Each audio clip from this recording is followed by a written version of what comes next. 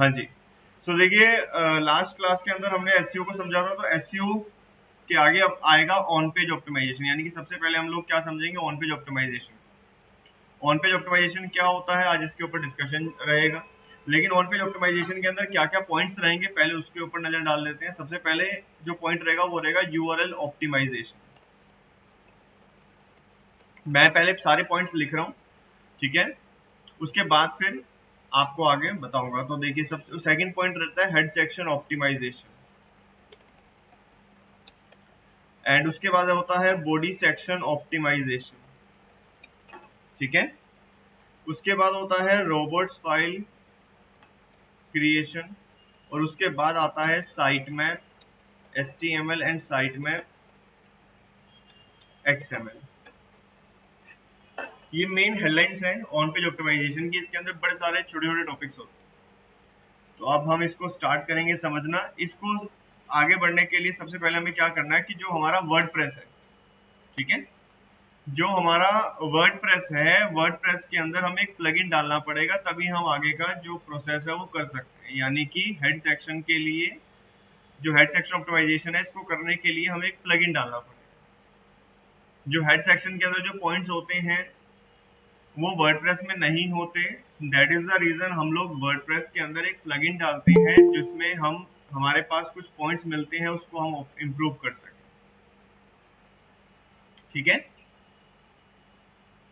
तो हम लोग एक प्लगइन डालेंगे, प्लगइन का नाम है योस्ट एसईओ। अगर आप यहाँ पे प्लगइन में जाकर के ऐड न्यू पे क्लिक करोगे और एसईओ सर्च करोगे तो बड़ी सारी आपको प्लगइन्स मिलेंगी,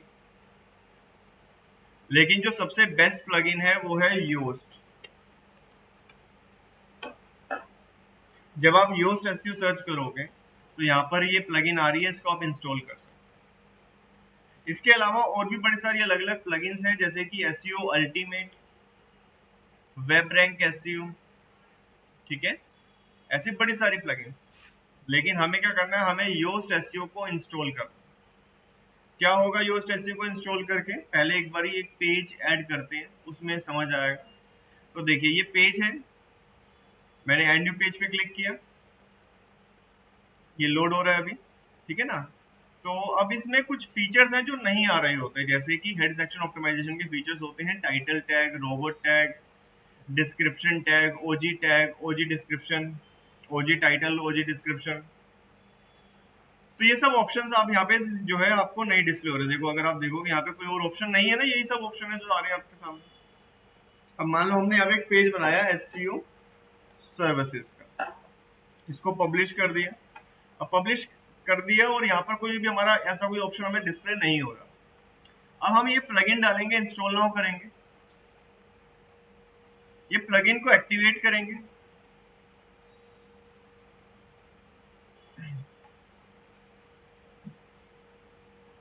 अब ये प्लगइन हमारा एक्टिवेट हो चुका है, आप देख सकते हो यहाँ पे ऑप्शन आ रहा है। तो जब भी आप अपनी वेबसाइट बनाओगे, उसमें एसईओ करोगे, तो योस्ट एसईओ को प्लगइन आपको डालना होगा। जब आप ये डालोगे तो उसके बाद यहाँ पर आप रिफ्रेश करोगे पेज को, तो आपके पास हेड सेक्शन ऑप्टिमाइजेशन के जो ऑप्शंस होते हैं वो आपको डिस्प्ले करेंगे। आप देख सकते हो यहाँ पे ये ऑप्शन हमारे पास आ चुके हैं। तो ये बड़े सारे ऑप्शंस हैं, मल्टीपल टैब्स हैं, सोशल, राइट, यहाँ पे डिफरेंट ऑप्शंस आ रहे हैं। तो इसमें से कुछ ऑप्शंस जो होते हैं वो हमारे लिए काफी यूजफुल होते हैं, उसको कैसे उस पर काम करना है वो सब चीजें हम समझेंगे। लेकिन आगे बढ़ने से पहले एक चीज समझनी है कि देखो, जब हम एसईओ स्टार्ट करते हैं तो एसईओ में हम क्या कर रहे हैं, अपनी वेबसाइट की रैंकिंग को नंबर 1 पे ला रहे हैं, राइट। तो मैंने आपको क्या बताया था कि वेबसाइट की रैंकिंग को नंबर 1 पे लाने के लिए दो काम किया जाता है। एक काम होता है ऑन पेज और दूसरा काम होता है ऑफ पेज, ठीक है। ऑन पेज का मतलब होता है अपनी वेबसाइट को इंप्रूव करना। ऑन पेज का मतलब क्या है कि हम लोग अपनी जो वेबसाइट है उसको इंप्रूव करेंगे, ठीक है। अब वेबसाइट को इंप्रूव करने का मतलब क्या होता है, वेबसाइट को इंप्रूव करने का मतलब होता है कि हमारी वेबसाइट की जो डिजाइन है हमारी वेबसाइट में जो कंटेंट है उसको हम गूगल फ्रेंडली बनाएंगे। ऑफ पेज का मतलब क्या होता है कि हम अपने से रिलेटेड दूसरी वेबसाइट्स पे जाकर के लिंक्स बनाएंगे, ठीक है। अब ऑन पेज के अंदर ये तो एक प्रोफेशनली एक जो लैंग्वेज में मैंने आपको बताया है कि हाँ यार ये इसकी डेफिनेशन है, लेकिन कॉन्सेप्ट को समझो कि क्या हो रहा है। कॉन्सेप्ट ये है कि जो आपका कीवर्ड है, एग्जांपल के लिए आपका कीवर्ड जो है वो है डिजिटल मार्केटिंग कोर्स डेली। तो ऑन पेज के अंदर हम क्या कर रहे हैं अपने कंटेंट में, इस कीवर्ड की जो डेंसिटी होती है वो हम बढ़ाएंगे। एक एग्जांपल दे रहा हूं, मान लीजिए कि आपको मैंने कहा कि आप अपने बारे में बताइए। अब जब आप अपने बारे में बताओगे नहीं तब तक मैं क्या आपके बारे में समझ पाऊंगा। सो सेम एज लाइक इसी एक एग्जांपल मैंने आपको दिया है कि जैसे कि आप अपने बारे में बताओगे तो तब हमें पता चलेगा आपके बारे में, वैसे ही आप अपनी वेबसाइट पे अपने वेब पेज और अपनी सर्विसेज के बारे में बताओगे तो तब गूगल को पता चलेगा। डेंसिटी समझते हो, ठीक है। तो हम क्या करेंगे, हम अपने कीवर्ड की जो डेंसिटी होगी हम उसको इंप्रूव करेंगे, उसको बढ़ा देंगे और उससे रिलेटेड इंफॉर्मेशन हम अपने पेज के ऊपर रखेंगे। शॉर्ट में अगर बताया जाए तो क्या है कि हम क्या कर रहे हैं, हमारा जो कॉन्सेप्ट है वो क्या कर रहे हैं उसके अंदर, कि जो हमारी वेबसाइट है उस वेबसाइट में हम अपने नंबर ऑफ कीवर्ड्स यानी कि डेंसिटी हम बढ़ा देंगे और उससे रिलेटेड इंफॉर्मेशन हम अपनी वेबसाइट पे रखेंगे एक प्रॉपर वे में। तो उसको हम कह रहे हैं कि हम ऑन पेज ऑप्टिमाइजेशन कर रहे हैं। ऑन पेज यानी कि अपने पेज पे इंप्रूव कर रहे हैं। एक एग्जांपल देता हूं देखो मान लीजिए हमने सर्च किया व्हाट इज डिजिटल मार्केटिंग, ठीक है। अब ऐसा जब आप सर्च करते हो तो आप क्या देखते हो कि आपको इससे रिलेटेड रिजल्ट आते हैं, यानी कि इन पेजेस पे इससे रिलेटेड इंफॉर्मेशन होती है तभी जाती है। तो हमें क्या करना है, हमें सबसे पहले जो भी हमारी वेबसाइट पे जो कीवर्ड को हम प्रमोट करना चाहते हैं हमें उससे रिलेटेड इंफॉर्मेशन देनी है, लॉन्ग इंफॉर्मेशन यानी कि एक अच्छे से इंफॉर्मेशन देनी, पॉइंट वाइज प्रॉपर एक कंटेंट बनाएंगे, उस कंटेंट के अंदर हम अपने कीवर्ड्स को रखेंगे। जैसे कि हम इस वेबसाइट पे जाते हैं और एक इस वेबसाइट पे चले जाते हैं, ठीक है। दो वेबसाइट मैंने ओपन कर ली। अब इन दोनों वेबसाइट पे आप देखिए कि कितना बड़ा कंटेंट अवेलेबल है उससे रिलेटेड, जो चीज हमने सर्च करी। हमने क्या सर्च किया, what is digital marketing. What is digital marketing search करने पे हमें क्या मिला कि यहाँ पे डिजिटल मार्केटिंग लिखा हुआ है, उससे रिलेटेड पैराग्राफ है। उसके बाद अगर आप देखोगे यहाँ पे दोबारा से फिर व्हाट इज डिजिटल मार्केटिंग, फिर पैराग्राफ, फिर इसके बाद लिखा हुआ inbound marketing versus digital marketing, यानी कि उसको और इलेबोरेट किया गया है। Why digital marketing, B2B versus B2C digital marketing, types of digital marketing, फिर उसके अंदर उसके जितने भी टाइप्स है उसको इलेबोरेट किया गया। कितना बड़ा आर्टिकल दिया गया, राइट। आप कोई भी चीज सर्च करते हो तो उस पेज के ऊपर उससे रिलेटेड अच्छी इंफॉर्मेशन होती है तभी तो गूगल रैंक करता है वहां पे। अब लेकिन वो इंफॉर्मेशन किस तरीके से रखनी है, क्या गाइडलाइंस है, वो सब चीजें मैं आपको बताऊंगा। और ऐसा नहीं है कि सिर्फ हम इंफॉर्मेशन रख देंगे और हमारा काम कंप्लीट हो गया, हमारी रैंकिंग आ गई, ऐसा भी नहीं है। यानी कि हमें ऑन पेज के बाद हमें ऑफ पेज भी करना पड़ेगा, तब जाकर के हमारी रैंकिंग आएगी, ठीक है। अब एसईओ के अंदर ऑन पेज क्या होता है, ऑन पेज होता है अपनी वेबसाइट पर अपने पेज पर इंप्रूव करना। और सिर्फ एक पेज पे नहीं, आपकी वेबसाइट जितनी बड़ी वेबसाइट होगी उतना ज्यादा अथॉरिटी वेबसाइट मानी जाएगी, उतनी ज्यादा उसकी वैल्यू मानी जाएगी। क्लियर क्या नहीं। अब एक चीज का ध्यान रखना कि हमें हम ऑन पेज के अंदर हम क्या कर रहे हैं, ऑन पेज के अंदर हम अपनी वेबसाइट के ऊपर जो भी कीवर्ड को रैंक कराना चाहते हैं उस कीवर्ड से रिलेटेड इंफॉर्मेशन डाल रहे हैं। क्लियर, कोई क्वेरी है इसमें, नहीं है, आगे बढ़ते हैं।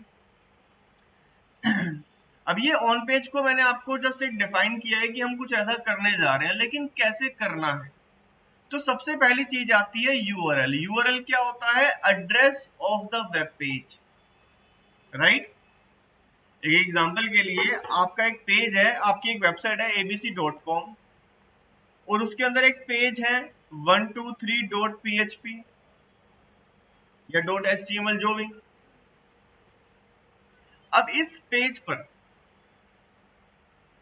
क्या इंफॉर्मेशन है? मान लीजिए इंफॉर्मेशन है डिजिटल मार्केटिंग कोर्स से रिलेटेड, ठीक है।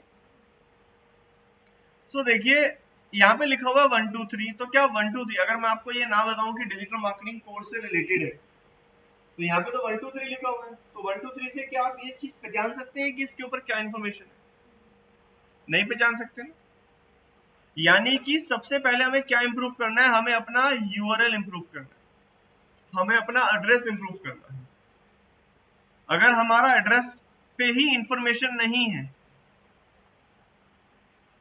आप किसी के घर जाते हो, वहां बाहर नेम लिखे होता है ना, तो पता चल जाता है ना, एड्रेस लिखा होता है, ऐसे ही होता है। अब यहाँ पर क्या है, यहाँ पर एड्रेस जो है, एड्रेस में उससे रिलेटेड कुछ है ही नहीं, लिखा हुआ है 123.php। और कभी ऐसा होगा कि कहीं किसी घर में गए, वहां पे लिखा हो कपूर निवास और अंदर कोई और निकला हो छाबड़ा उड़ाई, ऐसा नहीं होगा।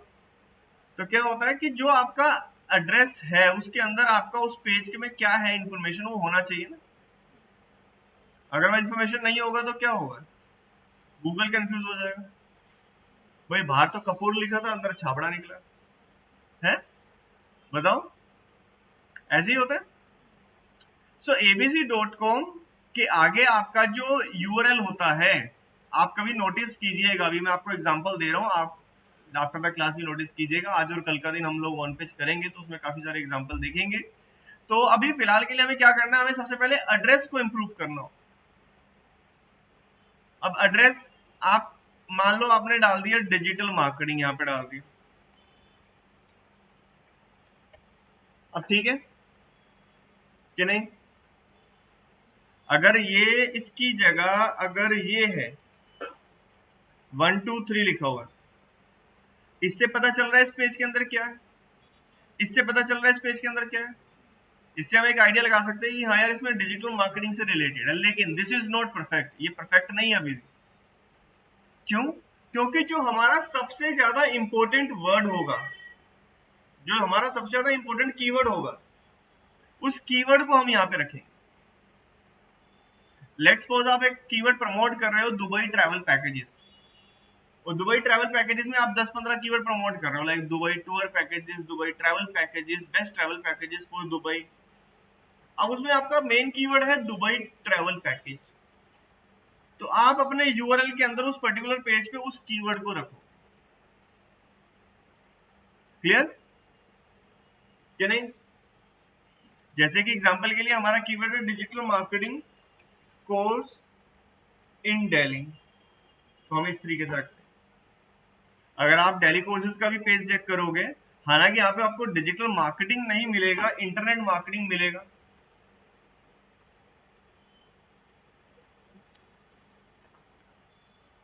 ये देखिए कोर्सेज में मैं गया, digital marketing course online digital course in Delhi, ठीक है। तो डिजिटल कोर्स इन दिल्ली से ये वाला पेज रैंक करता है, लेकिन इसका यूआरएल क्या है? Internet marketing course in Delhi. हमारा मेन कीवर्ड क्या है? Digital marketing course in Delhi. अब आप कहोगे सर अभी आपका तो वो मेन कीवर्ड नहीं है, तो देखिए क्या है कि आज के टाइम पे हमारा digital marketing course in Delhi important keyword है। आज से 10 साल पहले 2012 में 2013 में डिजिटल वर्ड होता भी नहीं था, तब तो इंटरनेट मार्केटिंग के नाम से जाना जाता था, तब लोग इंटरनेट मार्केटिंग के ज्यादा सर्च करते थे। लेकिन अब क्या हुआ, 2016 में जब डिजिटल इंडिया का प्रोग्राम लॉन्च हुआ तो डिजिटल वर्ड ज्यादा यूज में आने लगा। अब जब डिजिटल वर्ड ज्यादा यूज में आने लगा तो डिजिटल वर्ड का यूज ज्यादा बढ़ गया, ठीक है। अब यूआरएल इस पे तो काम हो रखा है, तो हम इसको चेंज नहीं कर सकते। मतलब एक चीज मैं आपको बता दूं, चेंज कर सकते हैं, उसका भी सोल्यूशन है, लेकिन हम करते नहीं, क्योंकि वो ये काम होता है या तो उसमें बेनिफिट हो जाएगा या तो नहीं होगा, तो अगर नहीं हुआ तो नुकसान भी हो सकता है। सो हम चेंज नहीं करते, चेंज हो जाता है, लेकिन मतलब चेंज करके एक सोल्यूशन है जिससे कि सारा जो है रिकवर भी हो जाता है, लेकिन हम उस पर अभी इम्प्लीमेंट नहीं करते क्योंकि ऑलरेडी वी रैंक। ठीक है, अब यहाँ पर अंकित आपने कुछ कहा है, वॉइस क्लियर नहीं आ रहा, सबको क्लियर नहीं आ रहा क्या? गगन, हार्दिक, सक्षम, रोहित, बताइए क्लियर नहीं आ रहा क्या वॉइस सबको, या सिर्फ अंकित को नहीं आ रहा? आ रहा आ रहा है तो अंकित फिर क्लियर आपकी है। साइड से कुछ इश्यू हो गया। हाँ जी, तो देखिए एड्रेस, आपकी वेबसाइट का जो एड्रेस है ना, उस एड्रेस के अंदर आपका कीवर्ड होना चाहिए। सबसे पहला पॉइंट क्या है? यूआरएल ऑप्टिमाइजेशन, यानी कि हम यूआरएल को ऑप्टिमाइज कर रहे हैं। यूआरएल की फुल फॉर्म क्या होती है? शाबाश, यूनिफॉर्म रिसोर्स लोकेटर। ठीक है, यूआरएल की full form uniform resource locator होती है। यूआरएल यानी कि address of the web page, जो भी आप पेज ओपन कर रहे हो। जैसे कि आप देखिए यहाँ पे क्या है, इस पर्टिकुलर पेज के ऊपर ये वाला यूआरएल है। अभी बता रहा हूँ पहले समझ लो।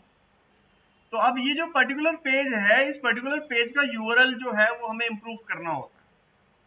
कैसे बनता है वो भी हम देखेंगे, कहां से इंप्रूव होता है, सब चीजें देखेंगे। लेकिन अब काफी सारे कैंडिडेट्स क्वेश्चन पूछेंगे, सर मैंने तो एक ऐसी साइट देखी थी, वहां पे ऐसा नहीं था। तो देखिए, जो बड़ी वेबसाइट्स होती हैं वो इस चीज पे काम नहीं करती, क्योंकि सिक्योरिटी पर्पज से वो अपने यूआरएल को जो है वो थोड़ा सा अलग ही रखती हैं। लाइक 1 2 3, मतलब ऐसे तो नहीं, मतलब थोड़ा बड़ा यूआरएल होता है और लाइक उसमें कुछ भी लिखा होता है, लाइक XYZ ABC ऐसे कुछ भी लिखा होता है। कई बार ऐसी साइट्स आप देखने को आपको मिलेंगी। तो जो बड़ी वेबसाइट्स हैं वो इस वाली एक्टिविटी पे काम नहीं करती हैं, यूआरएल ऑप्टिमाइजेशन पे काम नहीं करती हैं। वो बाकी की सारी एक्टिविटीज पे काम करती हैं जो नीचे बताएगी। बिकॉज ऑफ सिक्योरिटी इश्यूज, कुछ भी उसका रीजन हो सकता है, उसको छोड़ दीजिए, लेकिन आपको इस पे काम करना है मेन फैक्ट। तो जो आपकी वेबसाइट होगी, सबसे पहले आप क्या करोगे? सबसे पहले यूआरएल ऑप्टिमाइजेशन करोगे। लेकिन एक चीज का ध्यान रखना है कि कई बार क्या होता है, कई बार कैंडिडेट क्या होते हैं, जैसे कि मेरे पास ऐसे भी केस आते हैं कि सर हम उस फलानी कंपनी में गए और मैंने सबसे पहले जाकर आपके कहे अनुसार यूआरएल को ऑप्टिमाइज कर दिया। ठीक है, तो देखो, कोई न्यू वेबसाइट होगी ना, उस पे करना है जो ऑलरेडी रैंक कर रही है। अगर आप उस वेबसाइट का यूआरएल चेंज कर दोगे तो ब्लास्ट हो जाएगा, यानी कि वो वेबसाइट वहां से हट जाएगी, क्योंकि यूआरएल ही चेंज हो गया जिसपे काम हो रखा। अब ऑलरेडी एक रैंक कर रही है, आप वहां पे जॉब करने के लिए गए और आपने उस पुरानी वेबसाइट का यूआरएल चेंज कर दिया। तो ऐसा नहीं करना। तो वो ऊपर जाने की जगह नीचे चली जाएगी। नीचे क्या चली जाएगी? भटक जाएगी, वो जो है दूर चली जाएगी बहुत ज्यादा। तो ये भी चीज का ध्यान रखना है कि हम न्यू वेबसाइट में जब काम करेंगे तब हमने करना है। कोई ऑलरेडी रैंक कर रही है तो तब हमने पंगे नहीं लेने उससे। अब दिल्ली कोर्सेज की वेबसाइट पे जैसे मैंने आपको एग्जांपल दिया था, वहां पे क्या है, वहां पे यूआरएल क्या खोला था अभी मैंने, इंटरनेट था ना। अब ये क्या है, ये बहुत पुराना चला आ रहा है, हम इसमें नहीं लेंगे। हालांकि इसका भी सोल्यूशन होता है, इसमें भी हम करना चाहें तो हम कर सकते हैं। इसका भी सोल्यूशन है जिसको हम बोलते हैं 301 रीडायरेक्ट। वो आगे हम पढ़ेंगे एडवांस एसईओ में अंदर कि वो चीजें क्या होती हैं। लेकिन इस तरीके के काम नहीं करने, है ना। जो रैंक कर रही है उसको करने दो, बाकी सब दूसरा काम कर लो। ये वाला काम बहुत रिस्की होता है, तो इस चीज का ध्यान रखना है कि कोई न्यू वेबसाइट, कोई न्यू प्रोजेक्ट होगा, कोई अभी जस्ट आपके पास आई है इन द सेंस कि बिल्कुल फ्रेश है, पहली बार उसका एसईओ हो रहा है, तो सबसे पहले आप इस पे काम करो। अब आप किसी ऑलरेडी वेबसाइट पे काम कर रहे हो, वहां पे आपको जो है चेयर दी गई कि भाई आप यहाँ बैठ करके काम करो, इस चीज प्रोजेक्ट के ऊपर आपको रिस्पॉन्सिबिलिटी दी गई रैंकिंग लाने की। ऑलरेडी वो रैंकिंग इंप्रूव करनी थी, ऑलरेडी रैंक कर रही थी, आपने क्या करा, सबसे पहले यूआरएल चेंज कर दिया, तो जो आ रही थी वो भी चली जाएगी। तो ऐसे भी हमारे पास काफी सारे केस आते हैं। मेरे पास एक स्टूडेंट आया अभी थोड़े दिन पहले, उसका क्या था कि उसका बुक कंपनी जो बुक पब्लिश वगैरह करते हैं वो था। तो वहां पे किसी एक कैंडिडेट ने, मतलब वहां पे किसी एक, वहां उसको हायर किया किसी को, तो उसने सबसे पहले यूआरएल चेंज कर दी। तो जो उसका बिजनेस आ रहा था, जो उसका रैंकिंग आई, सब खत्म हो गया। ठीक है ना। तो ये बड़े ध्यान से करने वाली चीजें होती हैं। क्यों? क्योंकि एड्रेस है, आपने चेंज कर दिया और जितना उस एड्रेस पे काम किया गया होगा वो सारा खत्म। या तो बैकअप हो। अब बैकअप हो, एग्जांपल के लिए मुझे पता है कि मेरी वेबसाइट के ऊपर 500 पेज है और 500 पेज का यूआरएल ये है, तो मैं दोबारा से चेंज कर दूंगा, दोबारा से ठीक हो जाएगा। लेकिन मुझे बैकअप नहीं रखा ना, मुझे पता है और 500-600 पेज है, एक भी नहीं है, 500-600 पेज, तो खत्म। ठीक है, इस तरीके से। तो यूआरएल ऑप्टिमाइजेशन क्या होता है, समझ आ गया? हम अपने यूआरएल को इम्प्रूव करेंगे। अब यूआरएल को इम्प्रूव करना कैसे है, तो देखो सबसे पहली चीज, अगर आप एक न्यू वेबसाइट पे काम कर रहे हो तो जो बच्चे लेट आए हैं उनके लिए मैं आपको बता देता हूँ, हमें एक प्लगइन डालना पड़ेगा, उसका नाम है योस्ट एसईओ। ये प्लगइन डालना पड़ेगा सबसे पहली चीज, ठीक है। ये प्लगइन किस लिए डालते हैं अभी समझ आ जाएगा आपको। हमारे पास कौन से ऐसे फीचर्स हैं जो वर्डप्रेस पे नहीं है, उसके लिए हम ये प्लगइन डाल रहे हैं, वो भी अभी आपको समझ आ जाएगा, ठीक है। अभी लेकिन सबसे पहली क्या चीज है, देखो कोई भी यूआरएल होता है, एग्जांपल के लिए ये कार्ड्स वाला पेज बना हुआ है तो इसका कार्ड्स का ये यूआरएल है, राइट। लेकिन मान लो अगर ये यूआरएल आपके सामने कुछ ऐसा होता तो, लाइक 1 2 3, इसको कैसे ठीक करते हैं, न्यूमेरिकल होता था, उसको अल्फाबेटिक कैसे करते हैं। तो देखिए एक सेटिंग आपको सबसे पहले चेक करनी है, अभी अपनी वेबसाइट बनाओगे तो न्यू वेबसाइट पे सबसे पहले एक सेटिंग करनी होती है। वो सेटिंग क्या है, लिख लेना, सेटिंग के अंदर परमालिंक में जाना, सेटिंग के अंदर परमालिंक में जाना है। परमालिंक में जाकर के जो यूआरएल का फॉर्मेट होता है उसको अल्फाबेटिक रखना है, ठीक है। अब अल्फाबेटिक में क्या है, देखो यहाँ पर आ रहा है प्लेन, प्लेन ऐसा होगा p इज इक्वल टू 1 2 3। यहाँ पे आ रहा है डे एंड नेम के साथ, डे एंड नेम के साथ कैसा होगा, डे भी लिखा होगा और नाम भी लिखा होगा, नहीं चाहिए हमें, ठीक है। उसके बाद क्या आ रहा है, मंथ एंड नेम, न्यूमेरिकल, यहाँ पे कुछ वैल्यूज होंगे फिर नाम होगा, फिर आएगा न्यूमेरिक, ये आ गया। उसके बाद आएगा पोस्ट नेम, तो हमें कौन सा करना है, हमें पोस्ट नेम सेलेक्ट करना है या कस्टम स्ट्रक्चर सेलेक्ट करना है, इन दोनों में से कुछ भी कर लें, कस्टम स्ट्रक्चर पोस्ट नेम में से कुछ भी कर लें, ठीक है, दोनों एक ही बात। सेव चेंजेस पे क्लिक करोगे, ये काम करने के बाद एक बार मैं आपको दिखा देता हूँ कि अगर प्लेन में होगा तो कैसा होता है। तो देखो प्लेन मैंने करा, सेव चेंजेस पे क्लिक किया, अब यहाँ पे मैं होम पेज पे आया, कार्स में गया, ये देखो ये page ID is equal to 49 आ रहा है। So this is not SEO friendly. Google इससे क्या पता लगाएगा 49 क्या है, क्या पता लगाएगा, ठीक है। हम क्या करेंगे, हम पोस्ट नेम पे क्लिक करेंगे, सेव चेंजेस पे क्लिक करेंगे और उसके बाद यहाँ पे रिफ्रेश करके चेक करेंगे हमारा जो यूआरएल है वो पोस्ट नेम यानी कि जो हमारा नाम होगा पोस्ट का उस वैसा हो जाएगा। ये तो हो गया बाय डिफॉल्ट कि जब भी हम कोई पेज बनाएंगे उसका इस तरीके से आएगा।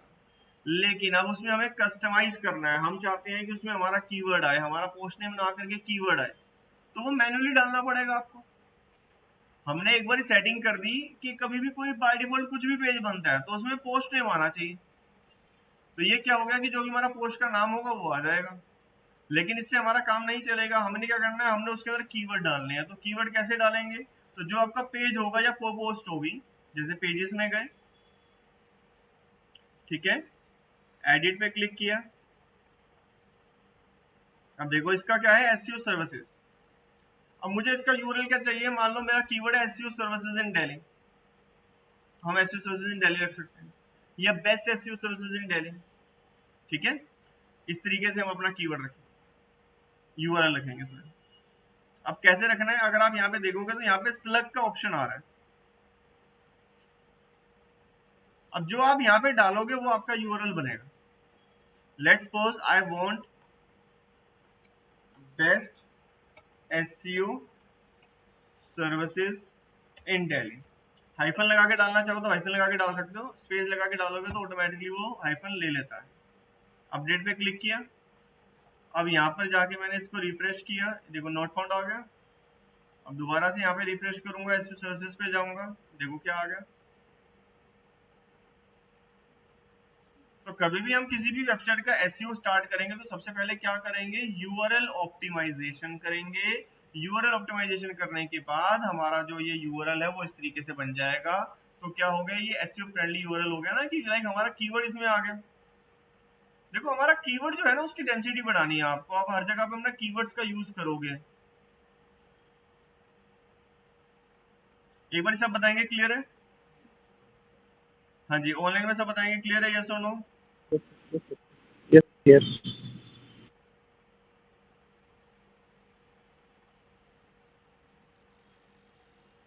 तो अब आगे बढ़ते हैं, अगर आपको क्लियर है तो अब आगे बढ़ते हैं। यूआरएल ऑप्टिमाइजेशन के अंदर हमने कैसे ऑप्टिमाइज करना है, इस आपको समझ आ गया कि हमारा यूआरएल कैसे रखना है हमने। ठीक है। लेकिन कभी भी कोई वेबसाइट जो कि ऑलरेडी रैंक कर रही है, वहां पे आप जाके जॉब कर रहे हो, ये आपको प्रोजेक्ट मिला है, तो वहां पे एकदम से यूआरएल चेंज नहीं करने। ऐसे बहुत सीन होते हैं, ठीक है ना। फिर अगले दिन सुबह उठ करके देखोगे वेबसाइट नहीं मिलेगी, सर्च करोगे ऑलरेडी अगर रैंक कर रही हो। ठीक है, ध्यान रखना। इसके बाद अगला पॉइंट क्या आता है? अगला पॉइंट आता है हेड सेक्शन ऑप्टिमाइजेशन। ठीक है, हेड सेक्शन और ऑप्टिमाइजेशन क्या होता है? हाँ जी अंकित। सर ऐसे कैसे पता चलता है कि हमारी वेबसाइट की रैंक क्या है? अभी पता चल जाएगा अभी आपको। आपके जो कीवर्ड्स हैं, चलो पहले बात कर लेते हैं इस पॉइंट पे। आपके जो कीवर्ड्स हैं, आपको कंपनी ने आपको कीवर्ड्स दिए कि भैया ये कीवर्ड से मैं नंबर 1 पे लाना चाहता हूँ, मान लीजिए best SEO services in Delhi, तो उसकी एक एक्सेल शीट मेंटेन हो रही होगी। अभी आप आगे समझोगे कैसे मेंटेन करनी है कि भैया कौन से दिन में कौन सी रैंकिंग चल रही थी हमारी, है ना। तो उसकी एक एक्सेल शीट को मेंटेन किया जाएगा। अगर वो प्रोजेक्ट आपको हैंड ओवर किया जाता है तो उस एक्सेल शीट के अंदर सब चीजें लिखी होंगी। जो भी एसईओ होता है वो पूरा इस तरीके से मेंटेन करके चलता है। तो उसके बाद आप उस एक्सेल शीट के अकॉर्डिंग सर्च करके देखोगे कि यहाँ पे मेरी वेबसाइट कहाँ पर है, फर्स्ट पेज पे है, सेकंड पेज पे है, थर्ड पेज पे है, फोर्थ पेज पे है, वो सारा चेक करना पड़ता है।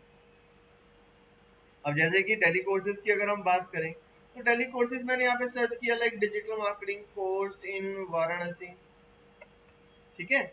अब वाराणसी सर्च किया तो यहाँ पर मुझे क्या दिख रहा है जी? यहाँ पे मुझे दिख रहा है कि डेली कोर्सेज की जो वेबसाइट है वो 6वें नंबर पे है। ऐसे देखना पड़ता है और उसको नोट डाउन करके रखना पड़ता है। क्लियर? अब मैंने यहाँ पे सर्च किया लक्ष्मी नगर, तो लक्ष्मी नगर सर्च करके क्या मुझे दिख रहा है यहाँ पे कि जी यहाँ पे जो वेबसाइट है वो 30वें नंबर पे। तो ऐसे हम एक एक्सेल शीट के अंदर मेंटेन करके रखते हैं। कोई भी एसईओ होता है, चाहे आप भी होगे, वो भी एक्सेल शीट में अंदर मेंटेन करके रखोगे। अभी आगे वो सब चीजें आएंगी।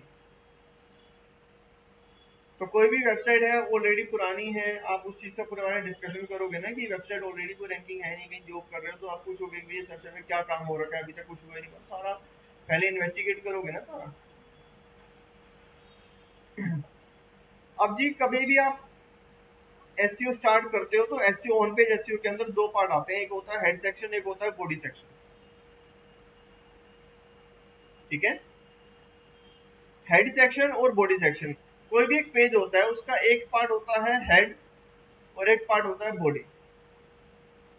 कोई भी पेज हो, जो हेड होता है ये यूजर को डिस्प्ले नहीं होता। किसको डिस्प्ले होता है? Search engine.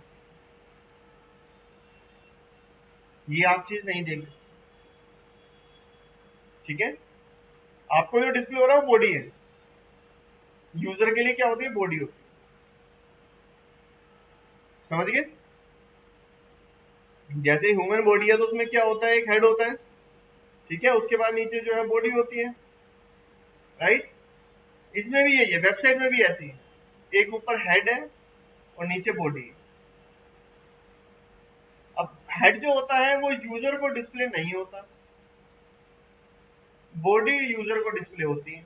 आप कोई भी वेबसाइट ओपन करोगे तो ये पार्ट जो होता है ये बॉडी का होता है। वो जब आप कोडिंग वगैरह में मतलब कोई करता है तो उसको पता होती है ये चीजें कि ये जो पार्ट है ये बॉडी है, हेड हमें डिस्प्ले नहीं हो रहा। राहु केतु होता है ना, हेड अलग बॉडी अलग, जिसमें ये समझ लीजिए केतु है, मजाक कर रहा था। लेकिन इसमें क्या है, इसमें ये बॉडी दिख रही है आपको, हेड नहीं है। क्लियर? ये बॉडी है। अब हेड क्या होता है? हेड अगर आप कंट्रोल यू करोगे, अब देखो कोई भी वेबसाइट को ओपन करके देखना, आज ये कर करके देखना 10-12 बार अलग अलग वेबसाइट, तो देखो ये कोडिंग है। इसको थोड़ा सा जूम इन करते हैं।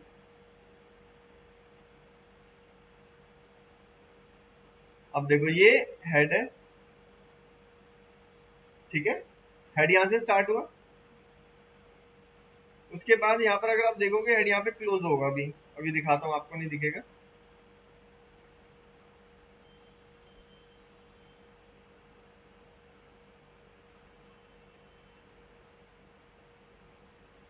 ये क्लोज हुआ। क्लियर? अब ये बॉडी स्टार्ट हुई है जो आपको डिस्प्ले होती है, और बॉडी क्लोज कहाँ पे होगी? एंड ऑफ द पेज, यहाँ पे क्लोज।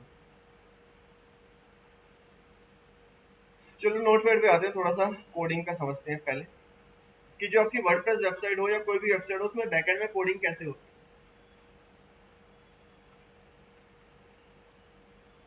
देखो HTML ऐसे स्टार्ट हुआ, HTML ऐसे क्लोज हुआ, ये आपके पेज का स्टार्ट है, ये आपके पेज का एंड है। अब इस पेज के स्टार्ट में सबसे पहले बनता है हेड, इस तरीके से यहाँ पे हेड होता है क्लोज, फिर आती है बॉडी।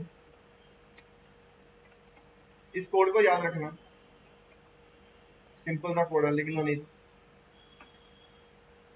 तो जो हेड होता है और बॉडी होती है, इनको हमें क्या करना है, इसको मतलब ये पूरी वेबसाइट में 2 ही सेक्शन अगर देखे जाए तो देखो, ये HTML स्टार्ट हुआ, यहाँ पे हेड आया, फिर HTML क्लोज हो रहा था, यहाँ पे ये बॉडी थी। तो हमने जो यहाँ पे लिखा है ना हेड सेक्शन ऑप्टिमाइजेशन और बॉडी सेक्शन ऑप्टिमाइजेशन, तो बेसिकली क्या है, ये 2 सेक्शन है। इन दोनों सेक्शन को हम इम्प्रूव कर देंगे, अभी सर्च इंजन फ्रेंडली बना देंगे, गूगल फ्रेंडली बना देंगे। क्लियर? अब हेड सेक्शन के अंदर क्या क्या चीजें होती हैं, तो देखिए हेड सेक्शन के अंदर सबसे पहली चीज होती है, अभी मैं भेज दूंगा कोई बात नहीं,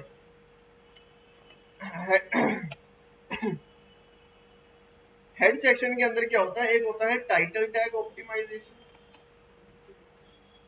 और एक होता है मेटा डिस्क्रिप्शन, एक होता है मेटा कीवर्ड्स, एक होता है मेटा ऑथर, एक होता है मेटा कंट्री, एक होता है मेटा रोबोट्स, एक होता है ओजी टाइटल, एक होता है ओजी डिस्क्रिप्शन। ठीक है, इसके अलावा और भी बड़े सारे होते हैं, लेकिन ये इंपॉर्टेंट जो समझने जरूरी। टाइटल में क्या होता है, टाइटल में होता है आपकी वेबसाइट का एक हेडिंग। टाइटल क्या है, एक हेडिंग होगी। एक एग्जांपल के लिए, अगर आपका keyword best SEO services in Delhi है, तो आप यहाँ पे एक हेडिंग बनाओगे, rank your website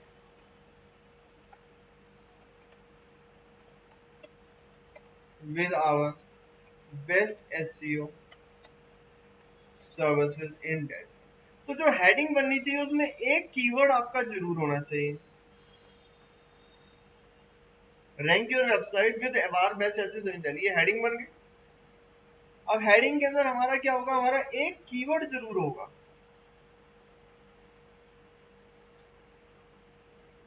let's suppose आपका कीवर्ड है digital marketing course in Delhi, ठीक है, आपका कीवर्ड क्या है, digital marketing course in Delhi. अब इसकी हेडिंग क्या बनाओगे, learn digital marketing course in Delhi with industry experts, ये हेडिंग बन गई। अब इसमें एक कीवर्ड आ गया हमारा कि नहीं। मान लो आपका कीवर्ड है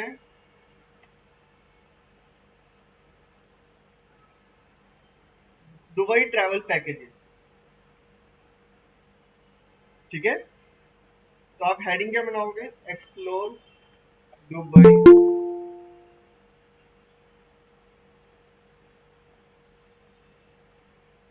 अब उसमें आप हेडिंग क्या बनाओगे, explore Dubai with our cheapest Dubai travel, cheapest लगा दो या बेस्ट लगा दो, जो भी आपको लगाना। Explore Dubai with our cheapest Dubai travel package, या दुबई ट्रैवल पैकेज ना भी लिखो, चीपेस्ट ट्रैवल पैकेज लिख दो, तब भी ये कीवर्ड माना जाएगा। देखो यहाँ पे ये ट्रैवल पैकेज है, यहाँ पे दुबई है, तो गूगल इसको उठा लेगा। वो वर्ड तो है ना दुबई ट्रैवल पैकेज, एग्जैक्ट नहीं है लेकिन है तो सही, दुबई भी है और ट्रैवल पैकेज भी। अगर एग्जैक्ट रखना है तो एग्जैक्ट रख दो, वैसे रखना एग्जैक्ट चाहिए, लेकिन बिना एग्जैक्ट रखे भी काम बन जाता है, यानी कि कोई ऐसी दिक्कत नहीं आती, लेकिन आपको कुछ कीवर्ड्स को एग्जैक्ट और कुछ कीवर्ड्स को आप ऐसे डालो।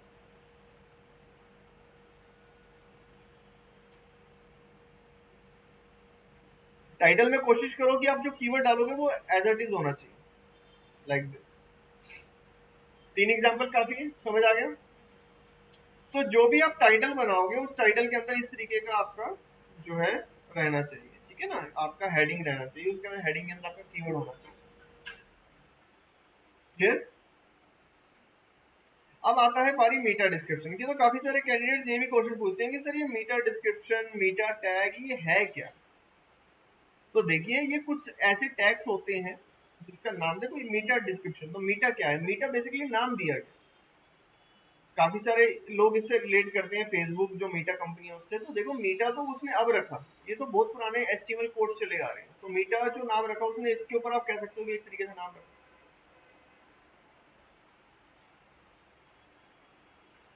ठीक है, तो ये कोड के नाम होते हैं। जैसे टेबल का कोड होता है, टेबल कोड बोलते हैं उसको। ब्रेक का कोड होता है, उसको ब्रेक कोड बोलते हैं। BR कोड होता है वो। हर कोड का नाम होता है कि वो कोड है और उस पर्टिकुलर कोड का ये नाम है और उसका ये काम है। तो इसका काम क्या है कि ये सर्च इंजन को इन्फॉर्मेशन दे रहा है, टाइटल इन्फॉर्मेशन दे रहा है, हेडिंग, यानी कि हेडिंग के अंदर हमारा ये कीवर्ड आ गया। मीटा डिस्क्रिप्शन में क्या करेंगे? डिस्क्राइब करेंगे अपना, जो हमारा पेज होगा उसके बारे में डिस्क्राइब करेंगे। अब मीटा डिस्क्रिप्शन है तो मीटा बेसिकली नाम है उस कोड का, डिस्क्रिप्शन कोड का नाम है। इस कोड के जरिए हम क्या कर रहे हैं काम? हम गूगल को इन्फॉर्मेशन दे रहे हैं। ठीक है, हम गूगल को इन्फॉर्मेशन दे रहे हैं। क्या इन्फॉर्मेशन दे रहे हैं? हम डिस्क्रिप्शन दे रहे हैं। डिस्क्रिप्शन यानी कि डिस्क्राइब कर रहे हैं अपने पेज के बारे में। तो आप एक शॉर्ट डिस्क्रिप्शन यहां पर दो। क्लियर? जैसे कि अगर हमारा ये कीवर्ड है या ये कीवर्ड है तो उसके अंदर हम डिस्क्रिप्शन में क्या लिखेंगे?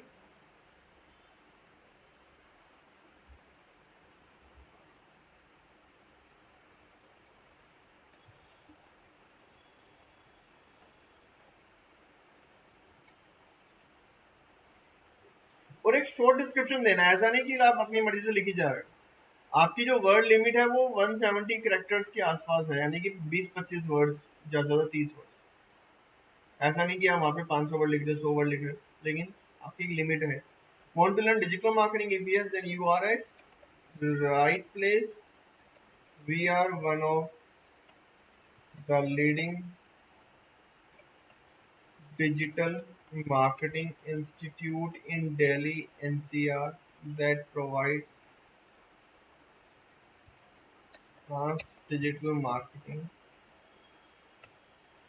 ठीक है, अब इसके अंदर देखो मैंने क्या किया, यहाँ पे दो बारी कीवर्ड का यूज किया। सबसे पहले डिजिटल मार्केटिंग, उसके बाद digital marketing institute in Delhi NCR, ये इतना बड़ा कीवर्ड आ गया हमारा। अब इसमें तो 2-3 कीवर्ड है, एक है डिजिटल इंस्टीट्यूट इन दिल्ली, एक है डिजिटल इंस्टीट्यूट दिल्ली, एक है digital institute in Delhi NCR। उसके बाद हमने यहाँ पे क्या किया? Advance digital marketing course. और डिजिटल मार्केटिंग कोर्स हमारा क्या है? कीवर्ड है। क्लियर? अब यहाँ पर एक चीज और ध्यान दो, यहाँ पे मैंने लिखा लीडिंग, तो यहाँ पे हम बेस्ट लिख सकते हैं, तो जिससे बेस्ट वर्ड भी आ जाएगा। लीडिंग की जगह अगर हम बेस्ट लिख देते तो बेस्ट भी आ जाता। अब बेस्ट का सिनोनिम क्या है? टॉप। टॉप भी गूगल समझ जाएगा कि लाइक टॉप और बेस्ट एक ही बात है, तो वो समझ जाएगा।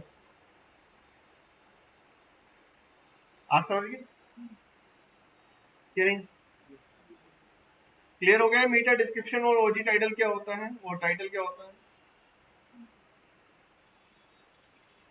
अब उसके बाद हमारी आती है मीटा कीवर्ड्स की। तो मीटा कीवर्ड्स वाले टैग के अंदर हम कोमा लगा के कीवर्ड्स लगाते हैं, लाइक कोमा लगा के digital marketing course in Delhi. ठीक है, फिर comma digital marketing training in Delhi, फिर comma digital marketing institute in Delhi. इस तरीके से हम कीवर्ड्स लगा दें। इसकी भी लिमिट 25 से 30 वर्ड्स की रहती है। क्लियर? उसके बाद आता है मीटा ऑथर। तो ऑथर यानी कि इस वेबसाइट का ऑथर कौन है, तो आप अपना नाम लगा दोगे। जो वेबसाइट का ओनर होगा उसका नाम आप यहाँ पे लगा दोगे, विजय दीनानाथ चौहान। ठीक है कि नहीं? तो ऑथर में नाम लग जाएगा। कंट्री में क्या होगा? कंट्री में आप अपनी कंट्री लगा दोगे। एग्जाम्पल के लिए अब आपने कंट्री नहीं लगाई, अब गूगल आपको, आप रैंक करना चाहते हो इंडिया में, अब गूगल को तो हमने कंट्री बताई नहीं, तो क्या होगा? गूगल कंफ्यूज हो जाएगा, तो हो सकता है वो किसी और कंट्री में रैंक दे। अब रैंक करना चाह रहे थे आप इंडिया में, पता चला आपकी वेबसाइट रैंक हो रही है अफगानिस्तान में।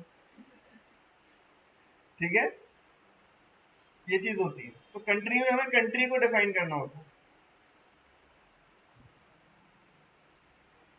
क्या लिखोगे यहाँ पे? क्या करो तालिबान है? क्या लिखोगे? इंडिया लिखोगे? जो भी आपकी कंट्री होगी, भारत अब तो ठीक है ना? तो जो भी आपकी कंट्री होगी, लाइक ऑस्ट्रेलिया, इंडिया, ठीक है। अभी आप यहाँ पे इंडिया लिखोगे, भारत वो तो खैर मजाक की बात है, लेकिन अभी वो इंडिया ही आप यहाँ पर काउंट होगा वो। और यूएसए, यूके, जो भी आपकी कंट्री होगी उसका फुल नेम आप यहाँ पे लिखोगे। लाइक यूएई है तो यूनाइटेड अरब एमिरेट्स। एग्जाम्पल के लिए आप अपनी वेबसाइट को दुबई में रैंक करना चाहते हो तो क्या डालोगे? यूएई। ठीक है, क्लियर हो गया? उसके बाद होता है मीटा रोबोट्स। तो रोबोट्स में क्या होता है? रोबोट्स क्या है?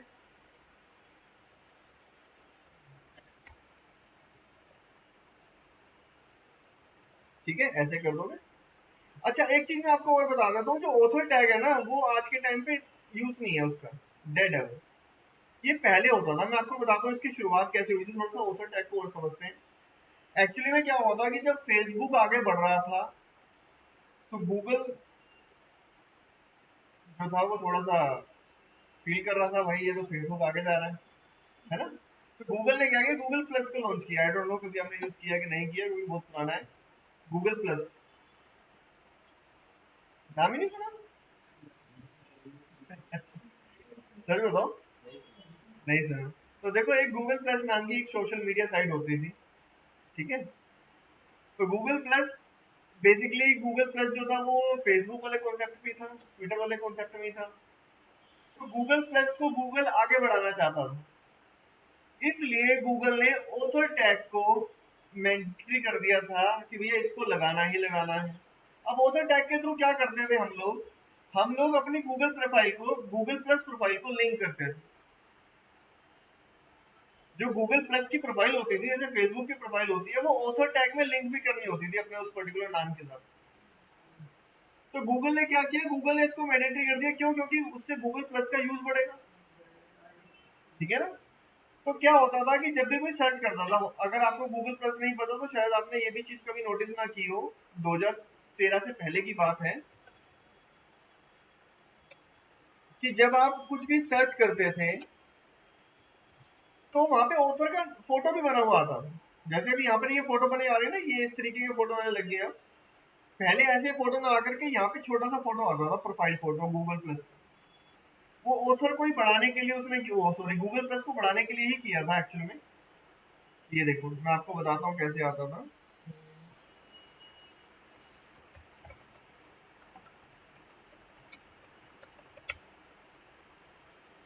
ये देखो, जैसे अब इस पेज पे आप देख रहे हो या इस वाले पे देख लो, यहाँ पे 3 4 आ रहे हैं। तो पहले ना ऐसे आते थे, हो सकता है आपने कभी नोटिस ना किए हो, बहुत पुरानी बात है। ये देखो, फोटो आ रही है ना, और देखो नीचे लिखा आ रहा है by this, by this, by this. पढ़ पा रहे हो? वो ऑथर का नाम लिखा हुआ आ रहा है, तो उस पर भी क्लिक करता था, गूगल प्लस पे चला जाता था, उस पर्टिकुलर प्रोफाइल यूआरएल पे क्लिक करता था। इस पे क्लिक करता था तो वेबसाइट पे। तो पहले ऐसे होता था। तो गूगल जो गूगल प्लस जो है, उसने प्लस को बढ़ावा देने के लिए मीटा ऑथर को बेसिकली इसका यूज बनाया था।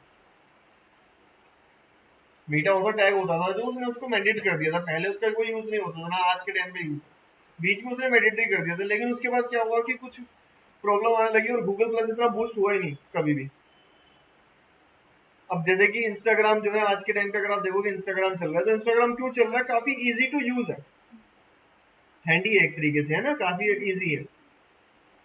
लेकिन गूगल प्लस में शुरू से कॉम्प्लिकेटेड रखा उन्होंने, मतलब उसका यूजर इंटरफेस भी अच्छा नहीं होता था, और उसका डिजाइन वगैरह, एक्सपीरियंस वगैरह सब बेकार था।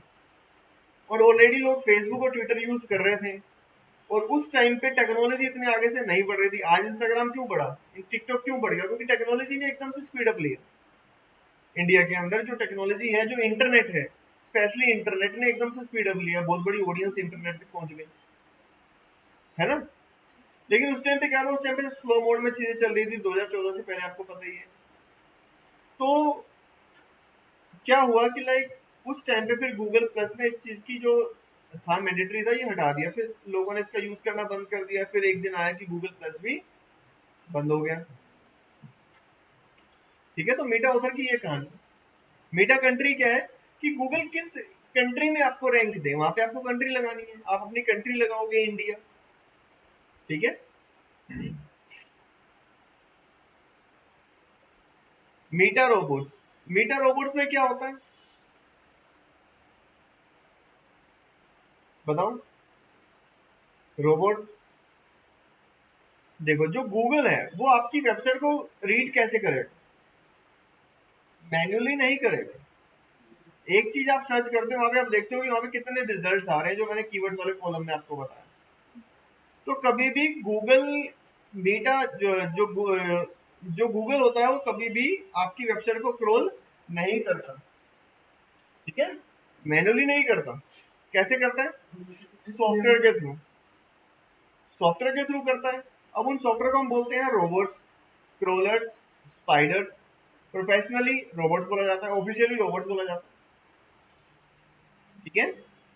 गूगल आपकी वेबसाइट को रीड कब करेगा, कैसे करेगा, मैन्युअली तो नहीं कर सकता। मैन्युअली पॉसिबल है क्या, नहीं कर सकता, अनलिमिटेड वेबसाइट्स हैं। तो गूगल क्या करता है, गूगल सॉफ्टवेयर के थ्रू करता है। तो वो सॉफ्टवेयर कौन है, उसको हम कहते हैं रोबोट्स। तो उसको हम यहाँ पे क्या कह रहे हैं, मीटा रोबोट्स। क्लियर।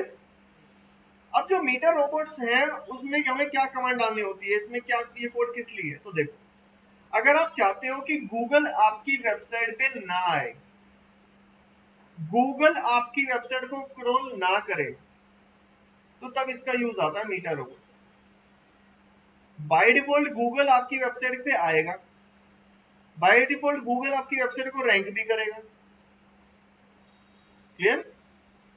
लेकिन अगर आप चाहते हो कि गूगल ना आए, तो आप क्या करोगे, मीटा रोबोट्स का यूज करो। आप मीटा रोबोट्स में लिख दोगे डू नॉट डिस्टर्ब, ठीक है। सो मीटा रोबोट्स किस लिए काम में आता है, हम रोबोट्स को इंडिकेशन देते हैं कि भैया हमारी वेबसाइट को क्रोल करने की कोई नीड नहीं है, ठीक है। अब इंफॉर्मेशन कैसे देंगे, तो देखो यहाँ पे दो चीजें होती हैं, यहाँ पे दो टैग होते हैं, एक होता है इंडेक्स और एक होता है फॉलो। इंडेक्स, फॉलो का मतलब होता है आप हमारी वेबसाइट पे आओ, क्रोल करो। ये कोड का जो इंडिकेशन है वो क्या है, फॉलो का मतलब क्या है, यहाँ पर हमारी वेबसाइट को क्रोल करो।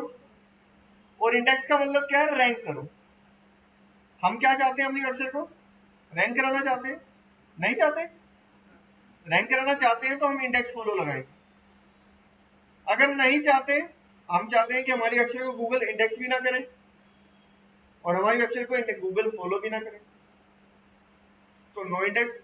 नो इंडेक्स यानी कि मत करो इंडेक्स, नो फॉलो यानी कि मत तुम फॉलो। हम गूगल पे इंडिकेशन दें। क्लियर। कोड में इस तरीके से जाता है, लेकिन वर्डप्रेस के अंदर वो यस और नो के भी आप पे होगा। वहां पे यस और नो या टिक बॉक्स पे करोगे हो जाएगा, लेकिन बैकएंड में जो कोड हो रहा है वो क्या हो रहा है, वहां पे एक इंडिकेशन जा रही है कि भैया हमें ना तो स्क्रॉल करो ना ही हमें फॉलो करो, ठीक है। इतना क्लियर हो गया। अब एक चीज और समझते हैं, वो है ओजी टाइटल और ओजी डिस्क्रिप्शन। तो देखो ओजी क्या है, ओजी का फुल फॉर्म है ओपन ग्राफ, ठीक है। ओजी का फुल फॉर्म क्या है, open graph title, open graph description. अब ओपन ग्राफ टाइटल और ओपन ग्राफ डिस्क्रिप्शन क्या होता है, देखो ये भी ना टाइटल और डिस्क्रिप्शन की तरह ही है, यानी कि यहाँ पे भी आप हेडिंग डालोगे, यहाँ पे भी आप डिस्क्रिप्शन डालोगे। रिकमेंडेड ये है कि आप यहाँ पे अलग टाइटल और अलग डिस्क्रिप्शन डालो, मतलब कि जो ऊपर आपने बनाया है उसको कॉपी ना करके आप अलग बना दो। अब जैसे कि यहाँ पे आपने बनाया learn digital marketing course in Delhi with industry expert, तो यहाँ पर अपना अलग एक टाइटल बना दो, ठीक है।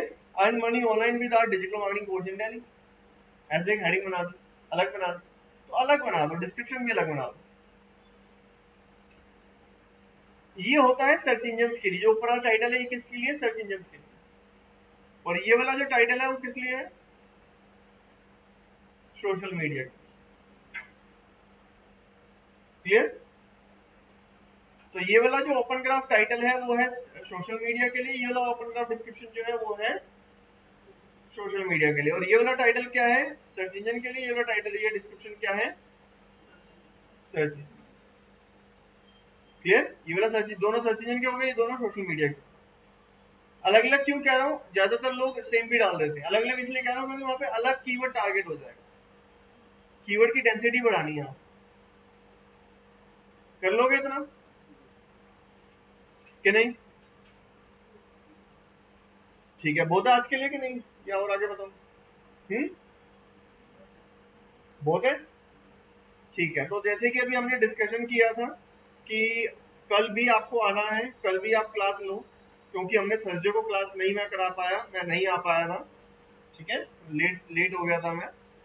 तो आप लोग कल भी आ जाओ, कल भी क्लास ले लेंगे। कल का दिन हम बॉडी सेक्शन को समझेंगे और प्रैक्टिकल करेंगे इसका। अभी हमने थ्योरेटिकल करा है, इसको प्रैक्टिकल करेंगे, वेबसाइट पे इंप्लीमेंट करेंगे। हेड सेक्शन और बॉडी सेक्शन, कल हम बॉडी सेक्शन को भी समझेंगे और प्रैक्टिकल भी कर लेंगे। क्लियर?